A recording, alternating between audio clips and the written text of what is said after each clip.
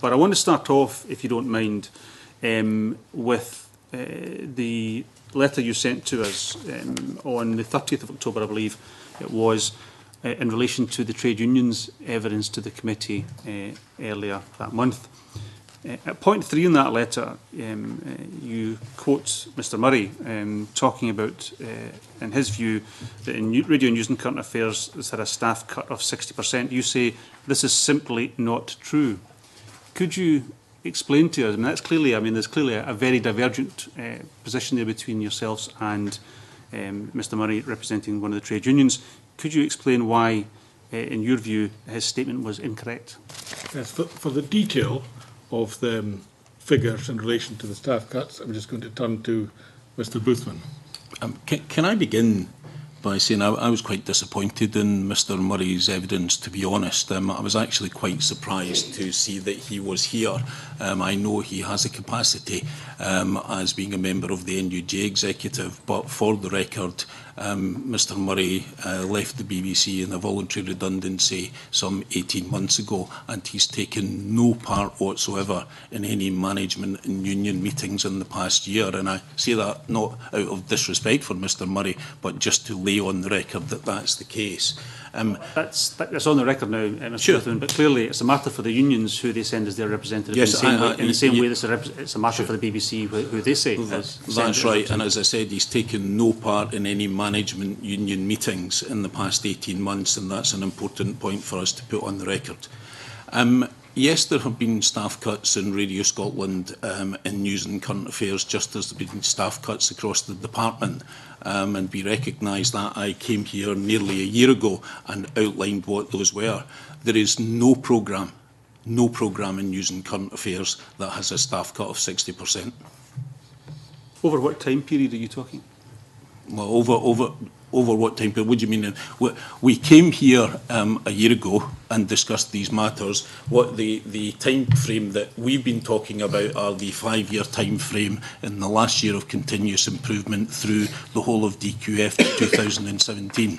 What I'm saying to Mr Convener is that there is no programme with a staff cut of 60% or anything like it. Okay, I mean, you've made your position clear. Let me go over the figures that I've been given, and let's see whether we can shed some light on this disagreement. And I'm talking about a time frame between 2006 and 2012, over the last 6 years.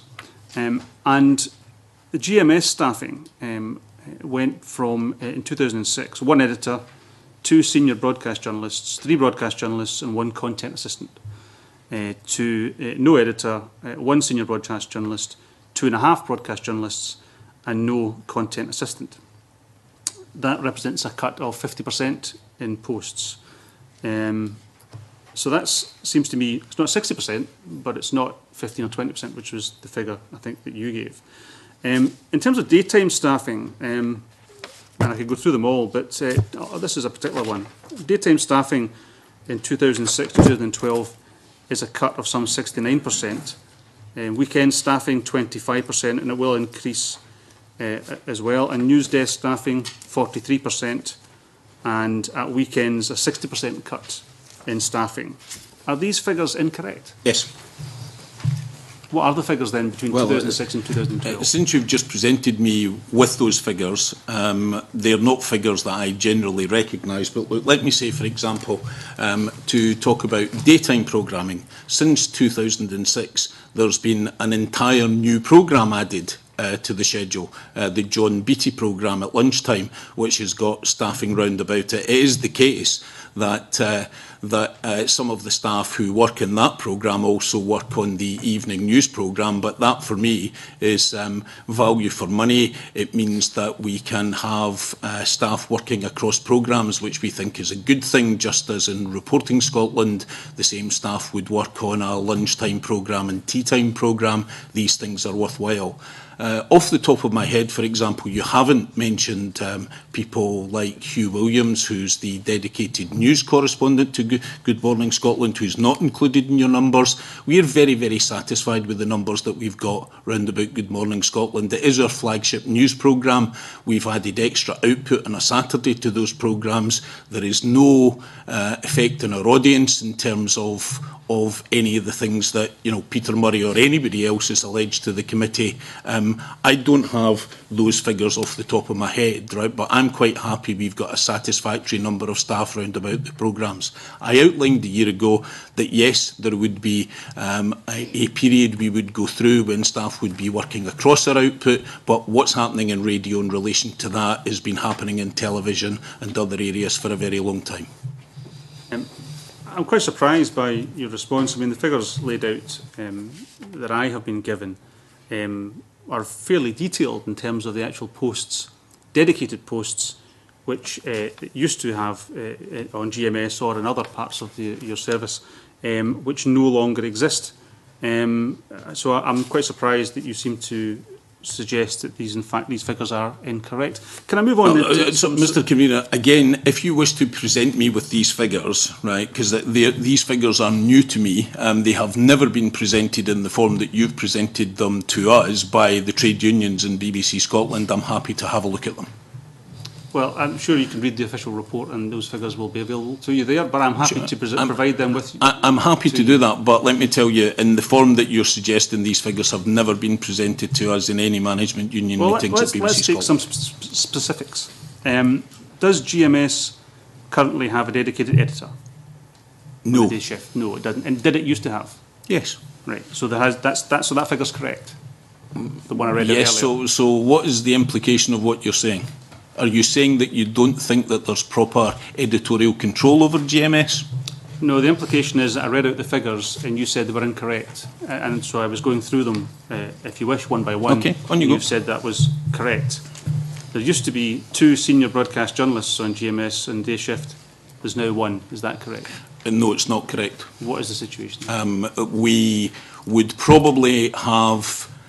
What do we have? We certainly have a senior broadcast journalist who works overnight, and there would be another senior broadcast journalist who would be on daytime. It's not, you're exclusively talking about during the day. GMS has staff obviously planning the night before as well as on the day of the morning of the programme itself. Would that be the early shift staff you're talking about there? No, well, there's an overnight staff. Can I ask then therefore about, let's look at some other programmes. Newsnight Scotland used to have, until fairly recently, 2 correspondents with 2 days' work on a story. And I believe the current plan is to remove those current posts. Is that correct? No. So Newsnight Scotland still has that level of staffing. And the plan is not to remove them? We haven't talked in detail to the staff what the plan will be. Sorry, is there a plan to change the current number of staffing on Newsnight Scotland? Is there a plan? Yes, there is, yes. So, and that will be a reduction? We'll discuss that with the unions and the staff. Right. So you, at the moment you're not able to say what that reduction will be? Convener, I don't think it would be appropriate for me to discuss details, right, of staffing on a programme like Newsnight Scotland without discussing it with the unions and the staff first. I think that's entirely appropriate, but I'm slightly, again, surprised because we're at the end of January. You said all these posts will be going by March, and you say you haven't yet discussed it with the unions. The post that we are talking about in terms of our DQF process will be going by the end of March. Yeah. But given it's the end of January, I mean, I'm slightly surprised that you haven't yet discussed that with the unions.